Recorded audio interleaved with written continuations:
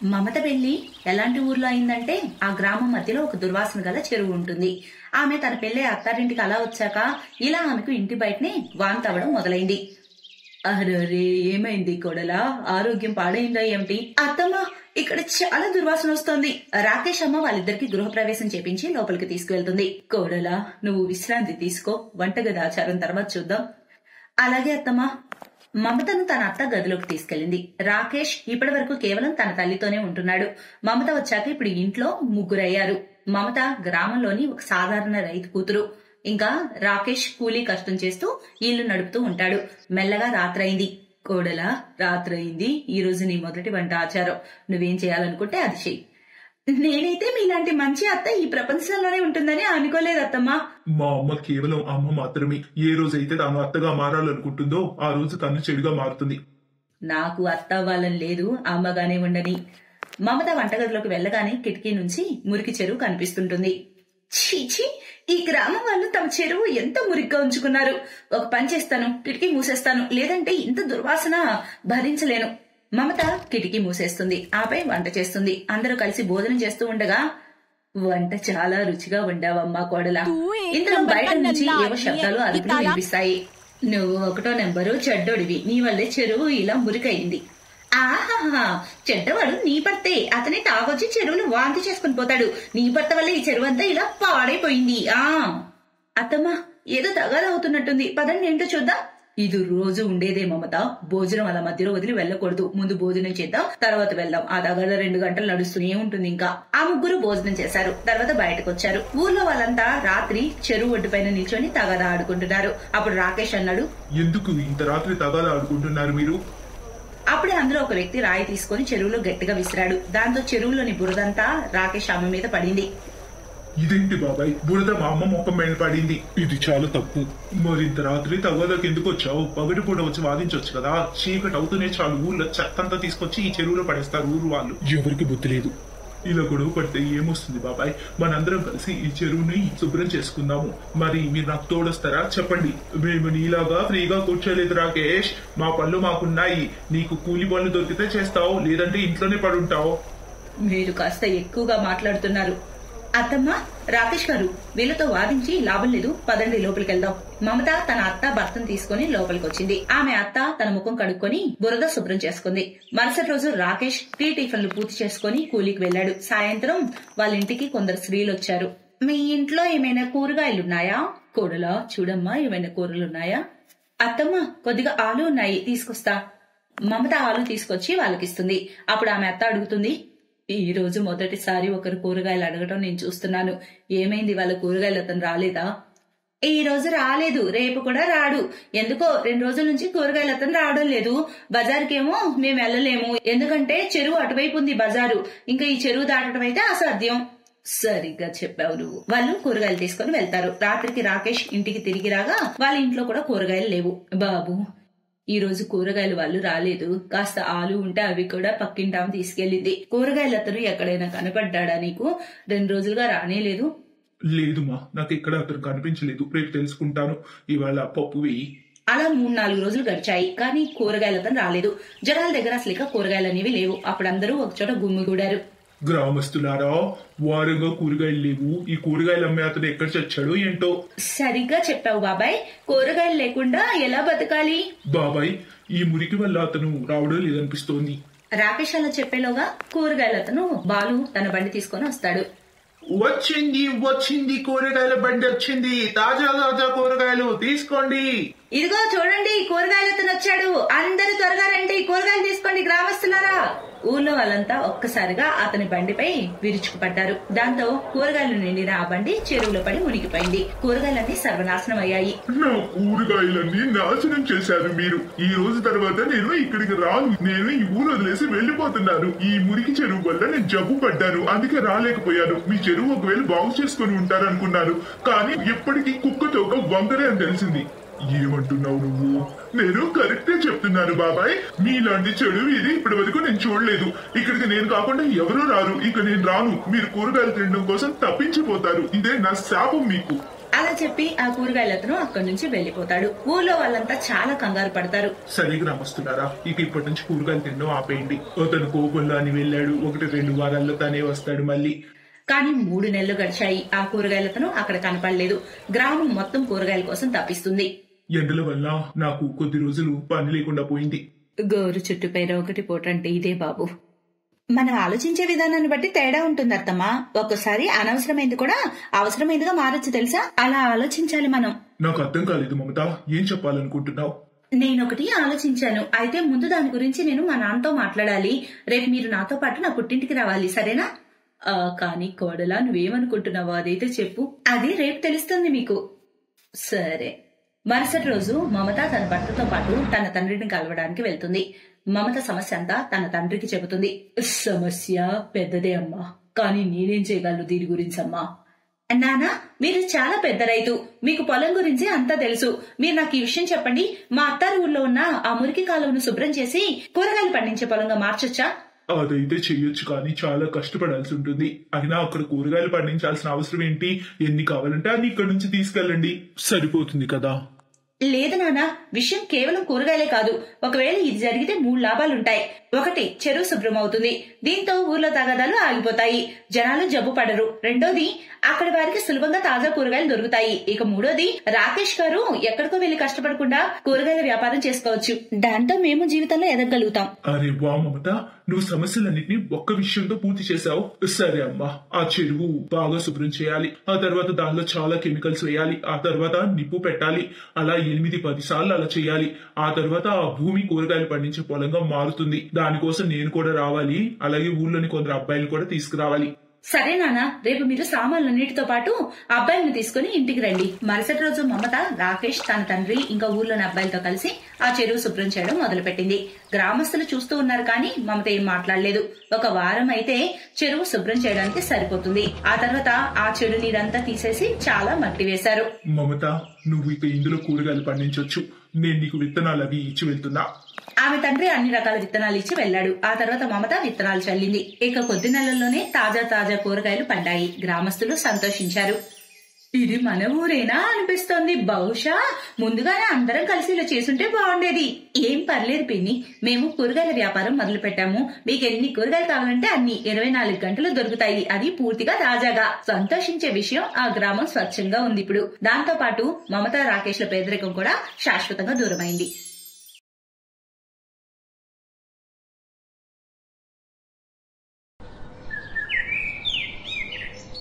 అమ్మ, మనం ఇక్కడ ఎలా ఉండాలి? ఇక్కడ ఎంత చీకటిగా ఉంది. ఆమా, ఇక్కడ చాలా చెడు వాసన కూడా వస్తుంది. చాలా ఇబ్బందిగా. పిల్లలు, ఈ రోజు ఒక్కరోజే ఇబ్బంది అంటే మనం ఇవాళ వరకే ఇక్కడ ఉంటామమ్మా. రేపు మనం వేరే చోటుకి వెళ్లిపోతామమ్మా. చెప్పమ్మా, నిజంగా రేపు మనం వేరే ఇంటికి వెళ్లిపోతామమ్మా? చెప్పు నాన్న. ఆ పసివారు అలా అడుగుతూ ఉంటే వాళ్ళ ప్రశ్నలకు ఆ అమ్మా నాన్న దగ్గర జవాబు లేదు. ఇక ఆ పిల్లలు చాలాసేపు అవే ప్రశ్నలు అడుగుతూ ఉంటారు. ఇక ఆమె తల్లి నిధి చాలా కోపంగా వాళ్ళతో అంటుంది, మనం ఎక్కడికి వెళ్ళడం లేదు, ఎందుకంటే వేరే ఇంటికి వెళ్ళడానికి చాలా డబ్బు కావాలి. అవి మన దగ్గర లేవు. అర్థమైందా మీకు? ఇక మెదలకుండా నిద్రపోండి. కానీ మా ఇప్పుడేగా నువ్వు అన్నావు కేవలం ఈ ఒక్కరోజే ఇబ్బందని. నా అర్థం ఏమిటంటే మీరు కేవలం ఈ రోజుకే ఇక్కడ ఉండటానికి ఇబ్బంది పడతారు అని, తర్వాత అలవాటు పడతారని. తర్వాత ఈ చీకటి, ఈ దుర్వాసన మీకు ఇబ్బంది అనిపించదు పిల్లలు, అలవాటు పడిపోతారు. అలా చెబుతూనే నిధి కళ్ళల్లో నీళ్లొస్తాయి. పాపం తను దాస్తున్న ఆ బాధ తన పిల్లలకు కూడా అర్థమవుతుంది. అందుకే వాళ్ళిద్దరు తర్వాత ఏం మాట్లాడకుండా సైలెంట్ గా కళ్ళు మూసుకొని నిద్రపోతారు. ఏమేమి ఆలోచించి ఈ టౌన్ కు వచ్చాం, కానీ ఈ రోజు ఏమైంది? ఏమవ్వాలో అది అవుతుందండి. మీరు ఎక్కువ ఆలోచించకండి, మీరు నిద్రపోండి. రేపు లేచి ఆలోచిద్దాం ఏం చెయ్యాలో మరి. ఆ తర్వాత ఆ ఇద్దరు పడుకుంటారు. కానీ వారిద్దరికీ నిద్ర లేదు. అలా వాళ్లకు కొద్ది గంటల క్రితం జరిగిన విషయాలన్నీ గుర్తుకొస్తూ ఉంటాయి పదే. సేట్ గారు, కాస్త దయ చూపండి. నాకు చిన్న పిల్లలు ఉన్నారు. నేను ఎక్కడికి వెళ్ళను అంటే నేనేం చెప్పను. నీ ఇష్టం. అడవిలోకి వెళ్తావో గోదట్లోకి వెళ్తావు, కానీ నా గదైతే ఇవాళ ఖాళీ చేయాల్సిందే. కానివ్వండి, త్వరగా వీళ్ళ సామాన్లని బయటపడేయండి, ఇంకా పనులున్నాయి చాలా. సేట్ గారు, మీకు గది కిరాయి ఖచ్చితంగా ఇస్తాం. కేవలం కొద్ది రోజులు గడివివ్వండి. దయచేసి మీరు ధనవంతులయ్యండి. ఇలా దయ లేకుండా ప్రవర్తించవచ్చా? కాస్త దయ చూపండి, కాస్త మాపై. ఇలాంటి దరిద్రాలు చుట్టూ తిరిగితే నేను కూడా ఒక రోజు అలాగే దరిద్రం అవుతాను. నన్ను బికార్లా మార్చి పని పెట్టుకోకండి, అర్థమైందా మీకు? ఇతను కమల్ సేఠ్. అతనికి బట్టల మిల్లుంది. ఆ మిల్లులోనే సూరజ్ ఒక కూలీ. కానీ ఒక రోడ్ యాక్సిడెంట్ లో సూరజ్ తన కాలు పోగొట్టుకున్నాడు. అప్పటి నుంచి అతను కమల్ సేఠ్ కంటికి ఆనడం లేదు. ఎందుకంటే ఒక కాలుతో పనిచేసే సామర్థ్యం సూరజ్ లో తగ్గిపోయింది కనుక. పైగా సూరజ్ అతని కుటుంబం ఏ గదిలో అయితే ఉంటున్నారో ఆ గది కూడా వారికి అద్దెకే ఇచ్చాడు ఆయన. కానీ వైద్యం మందుల కోసమే పాపం డబ్బులన్నీ ఖర్చయిపోయాయి. ఈసారి మళ్లీ అద్దె చెల్లించడంలో కాస్త ఎక్కువ లేట్ అయింది. మీరు చేసేది మంచిది కాదు సేట్ గారు. నా గతేంటో తెలిసి కూడా మీరు మమ్మల్ని ఇలా ఇంటి నుంచి గెంటేస్తున్నారు. నిజంగా ఇది చాలా దారుణం. అవును దారుణమే. అయితే ఏంటి, నేనింతే అర్థమైందిగా. నువ్వు నడు బయటికి. మరోసారి నీ ముఖం చూపించుకు నాకు మళ్ళీ నా డబ్బులు ఇవ్వడానికి కూడా లేని దరిద్రుడు నువ్వు. పో అవతలికి. సూరజ్ అతని కుటుంబాన్ని అవమానించి కమల్ సేఠ్ అతని మనుషులు అక్కడి నుంచి వెళ్లిపోయారు. అలాగే సూరజ్ అతని కుటుంబం వద్ద పెద్ద సామాన్లు కూడా ఏమీ లేవు. కానీ ఎంతైతే ఉన్నాయో అవి మూట కట్టుకుని ఆ ఇద్దరు తమ పిల్లలతో చాలా గంటల సేపు అటు ఇటు తిరగసాగారు. సూరజ్ పరిస్థితి చూసి అతనికి ఎవరు పనివ్వలేదు, ఉండటానికి ఇల్లు కూడా ఇవ్వలేదు. సాయంత్రం సమయానికి సూరజ్ కి ఏం చేయాలో తెలియక తన భార్య బిడ్డలతో సూరజ్ ఎటు వెళ్లాడంటే అటువంటి ప్రదేశంలో ఉండే ఆలోచన కూడా ఎవ్వరు చేయనటువంటి ప్లేస్ కి. నాకు నమ్మకం కలగడం లేదండి. మనం డ్రైనేజ్ కింద ఉన్నామంటే. కానీ ఈ స్థలం అంత చెడ్డగా ఏమీ లేదు. రేపు నేను ఇక్కడంతా శుభ్రం చేస్తాను. అక్కడ ఒక మట్టిపోయి పెట్టుకుందాం. అలాగే ఇక్కడ పడుకోవడానికి ఏర్పాట్లు చేసుకుందాం. అప్పుడు మనకి ఏ ఇబ్బంది ఉండదు. ఇక ఏ ఇబ్బంది లేకుండా మనం ఇక్కడే ఉండొచ్చు కాస్త హాయిగా. లేదు నిధి, ఇవాళ కాకుంటే రేపు ఇబ్బంది అయితే ఉంది. మనం ఈ స్థలం కూడా వదిలేసి వెళ్ళాలి. అదే ఎందుకలాగా అంటున్నారు మీరు? ఈ స్థలం సర్కార్ వాళ్ళది కదా, వాళ్ళకెలా తెలుస్తుంది మనం ఇక్కడ ఉన్నట్టు? అలా మనల్ని ఎవరు గంటేస్తారు ఇక్కడి నుంచి? మనమే స్వయంగా వెళ్లాల్సి ఉంటుంది. ఈ డ్రైనేజ్ ఇప్పుడు పొడిగా ఉంది, కానీ నీళ్లు రావడం మొదలైతే వెళ్ళాలి. చాలా ఏళ్లగా ఇక్కడికి నీళ్లు అయితే రావడం లేదు. అందుకే ఈ స్థలం ఇలా ఉంది. కానీ ఇలా ఎప్పుడు ఉండదు కదా. అప్పటి సంగతి అప్పుడు చూద్దాం. ఇప్పుడు అదంతా ఆలోచించకండి. మీరు కేవలం ఇది మనది అని ఆలోచించండి చాలు. సరే నువ్వు నిద్రపో. రేపొద్దున్నే నేను బయటకు వెళ్లి ఏదైనా పని వెతుక్కునే ప్రయత్నం చేస్తాను. అలాగే తినడానికి కూడా ఏదైనా తెస్తాను. అప్పటి వరకు నువ్వు పిల్లలు కలిసి ఇదంతా శుభ్రం చేయండి, సరేనా? సరే అండి. ఈ విధంగా డ్రైనేజ్ కింద ఈ పేద పరివారం ఉండసాగింది. పిల్లలకి ఆడుకోవడానికి చాలా ప్లేస్ దొరికింది. అందుకే వాళ్ళు సంతోషంగా ఉన్నారు. కానీ ఇప్పుడు మరో పెద్ద సమస్య వచ్చి పడింది. మా ఆకలేస్తుంది, నాన్న తినడానికి ఏమైనా తీసుకొస్తాడా? కాసేపమ్మా వస్తూ ఉంటారు. పిల్లల ఆకలిని నిధి చూడలేకపోతుంది. ఆమె బయటకెళ్లి తన కోసం ఏదైనా పని వెతుక్కోవాలని నిర్ణయించుకుంటుంది. కానీ ఆమె అలా చేయకముందే మరో ముప్పొచ్చి పడింది. ఊహించని పెను ముప్పొచ్చింది. మీరొచ్చారా? నేను చాలా భయపడ్డాను. ఈ శబ్దం ఏంటండి? పైన ఏం జరుగుతుంది అసలు? ఏం చెప్పండి, పెద్ద వాన పడుతుంది పైన. అంత లెక్క నీరే వరదలా వస్తుంది. భయంగా ఉంది, పెద్ద ముప్పు అవుతుందని. అరే దేవుడా, ఒకవేళ పైనంతా నీరు ఇక్కడ కూడా వస్తుందా? లేదు, ప్రస్తుతానికి నాకు ప్రమాదం ఏమీ అనిపించడం లేదు ఇక్కడ. ఎందుకంటే డ్రైనేజ్ మూత చాలా చిన్నది, పైగా సంవత్సరాల తరబడి మూసింది. అది చాలా గట్టిగా ఉంది. అది తెరవాలంటే చాలా బలం ఉపయోగించాలి. ఆ నీటి ప్రవాహం ఆ మూతని నెట్టలేదని నేను అనుకుంటున్నాను. ఈ స్థలానికి అయితే ముప్పు లేదు. దేవుడి నిర్ణయం ఆలస్యం అవుతుందేమో కానీ అన్యాయం మాత్రం కాదు. అంటే ఏంటి? ఈ ధనవంతులు వాళ్ళ డబ్బు గర్వం ఎలా చూపించారు? మనకెవరు సాయం కూడా చేయలేదు. అందుకే పైవాడు ఆ పై వాళ్ళకు శిక్ష వేస్తాడు. వాళ్ళ విషయంలో కూడా అదే జరుగుతుంది. మన విషయంలో ఏది జరిగిందో అది. లేదండి, మనం ఇతరుల గురించి అలా ఆలోచించకూడదు ఇప్పుడు. పైగా ఇలాంటి సమయంలో మనం అందరికి సాయం చేయాలి. అదే మానవత్వం. అంటే మనం ఎలా సాయం చేస్తాం వాళ్ళకి? చూడు నిధి, నా మాటలు శ్రద్ధగా విను. నిజానికి ఈ డ్రైనేజ్ నీళ్లు వదలడానికి ఉపయోగిస్తారు. ముఖ్యంగా వరదలు లాంటివి వచ్చినప్పుడు. అప్పుడు ఈ దాని ద్వారానే నీళ్లు మళ్లింపబడతాయి. వరదనవి చాలా తగ్గిస్తాయి. దాని ద్వారా జనాలు క్షేమంగా ఉంటారు. ఒక్క నిమిషం, మీరనేదంటే? నిధి, నువ్వు సరిగ్గానే ఆలోచించావు. మనం ఈ డ్రైనేజ్ మూతను తీసివేయాలి. ఏమంటున్నారు మీరు? అప్పుడు ఇక్కడ నీళ్లు నిండుకుంటాయి, మరి మనం ఎటు వెళ్ళాలి? ఒకసారి పిల్లల గురించి ఆలోచించండి. ఇంకా ఇదంతా మీరు అలాంటి వాళ్ళ కోసం చేస్తున్నారా? ఎవరైతే మన బతుకు గురించి పట్టించుకోలేదో వాళ్ళ కోసం చేస్తున్నారా మీరు? వాళ్ళకు మన గురించి శ్రద్ధ లేకపోతే ఏంటి? మన ఆలోచనలు ఎందుకు మార్చుకోవాలి? మనం పట్టణ జనాల మంచి కోసం ఇది చేసి తీరాలి. కానీ ఇందులో మన ప్రాణానికి కూడా ప్రమాదం జరగచ్చు. లేదు, నేను నిన్ను పిల్లల్ని మూత తెరవడంతోనే బయటకు పంపిస్తాను. మరి మీరు? నేను కాసేపు ఇక్కడే ఉండాల్సి ఉంటుంది. నీళ్ళతో పాటు ఎవరైనా కొట్టుకొస్తే వాళ్ళకి సాయంగా. కానీ నువ్వు బాధపడకు, వరద నీరు తగ్గుతుండగానే నేను బయటకు వచ్చేస్తాను. సూరజ్ ఆత్మవిశ్వాసం, మంచి ఆలోచన చూస్తేనే నిధికి ఆశ్చర్యం వేస్తుంది. ఇక సరిగ్గా అలాగే జరిగింది. ఎలా అయితే సూరజ్ చెప్పాడో అలా.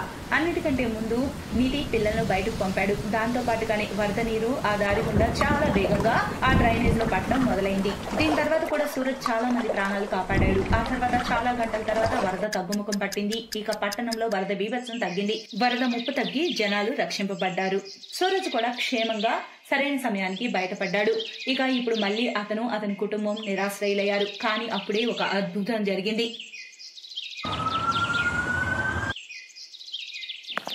నేను ఈ రాష్ట్ర home minister Vishwanath Parik. Sir మీరు తెలిసి నాకు. నమస్తే సార్. నమస్తే. కానీ సూరజ్ గారు, మీరు మాకంటే గొప్ప పని చేశారు. మీ మంచితనంతో ఈ టౌన్ ని మునిగిపోకుండా కాపాడారు. దానికి ఎంత పొగిడినా చాలా తక్కువే మిమ్మల్ని. సార్ కానీ ఈ విషయం అంతా మీకెలా తెలుసు? నాకే కాదు, మొత్తం టౌన్ కి తెలుసు సూరజ్.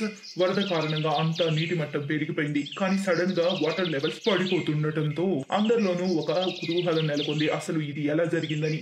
అప్పుడు అందరి ప్రశ్నలకు సమాధానం దొరికింది. అదిగో ఆ సీసీటీవీ ఫుటేజ్ వల్ల.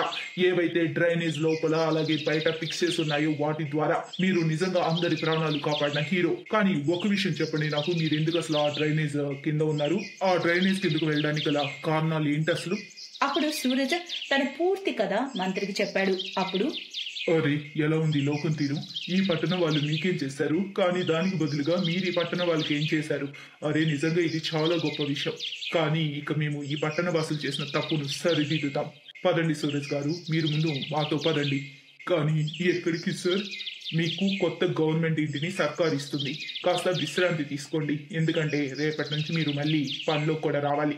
మీకు సర్కారీ నౌకరీ ఇస్తుంది. రేపటి నుంచి మీరు మా దగ్గర పని చేస్తున్నారు. ఇప్పుడు అంతా క్షణాల్లో మారిపోయింది. ఇప్పుడు సూరజ్ అతని కుటుంబం దిక్కులేని వారు కాదు. ఇక మరోవైపు కమల్ సేఠ్ మొత్తం సంపద వరదలో కొట్టుకుపోయింది. ఇక అతను తన తల పట్టుకుని ఏడుస్తూ ఉన్నాడు. చేసుకున్న వాళ్ళకు చేసుకున్నంత మహదేవా అని కమల్ సేఠ్ కు అర్థమైంది. Best buddies. హలో ఫ్రెండ్స్, ఈ వీడియో చూసినందుకు మీకు ధన్యవాదాలు. ఒకవేళ మీకు ఈ వీడియో నచ్చినట్లయితే దయచేసి లైక్ చేసి సబ్స్క్రైబ్ చేయండి మరియు ఈ వీడియోపై కామెంట్ చేయండి. ఇంకో విషయం, షేర్ చేయడం మర్చిపోకండి. ఇలాంటి మరిన్ని వీడియోలు మీరు చూడాలనుకుంటే కిందనే ఉన్న బెల్ బటన్ ని నొక్కండి. చూస్తూనే ఉండండి బెస్ట్ బడీ.